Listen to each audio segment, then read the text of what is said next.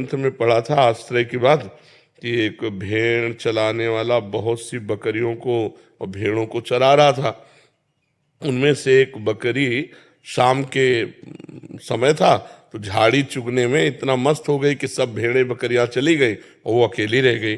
अब जब उससे सुध आई तो उसने कहा कि ये तो घोर जंगल है और हमारा रक्षक तो चला गया, हमारा समुदाय चला गया, अब तो मुझे कोई भेड़िया या हिंसक जीव खा जाएंगे। तो प्यास लगी थी तो पानी की तरफ बढ़ी तो नदी के किनारे एक पंजा देखा बहुत जोर का। उसने देखा जिसके पंजे में इतनी जान है कि इतना गहरा धसा हुआ, इतना तेजस्वी, तो शायद ये किसी बलवान का पंजा होगा। तो पानी पिया, इतने में भेड़िया आ गया लाल टपकाते हुए बकरी को देखते। बकरी ने कहा इस पंजे को देख लो। ये मुझे जो इसने देखा, अरे पंजा तो शेर का, शेर से बैठल गया, भेड़िया भगा।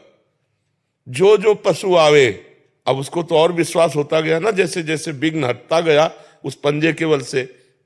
आखिरी में शेर जब पानी पीने आया तो बकरी को देखा तो उसने कहा शाम से इस पंजे के बल से बैठी हूं, किसी ने मुझे खरोच भी नहीं मारी, तुम हमारी तरफ मत आना, देख लो पंजा, मैं इसकी शरण में।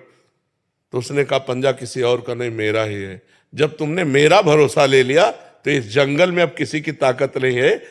तो भाव में था, संतों के द्वारा कहा, भाव में था कि संसार के इस बखेड़े में, भोगों में हम भूल गए और काल रूपी भेड़िया आया, वो मार ही डालेगा। अगर जबरदस्त पंजा भगवान श्री हरि के चरणारविंद, अपार संसार समुद्र मध्य मज्जतो तो शरणम की मस्ती, इस संसार समुद्र में डूब रहा हूं तो किसकी शरण में जाऊं? तो गुरु कृपालु कृपया वदेत श्री विश्वेश्वर पादाम्बुज दीर्घ नौका, श्री भगवान विश्वनाथ जी के चरणारविंद। तो जो भगवान के चरण आश्रित हो गया, मृत्यु काल संकट विपत्ति सब भाग जाते हैं। और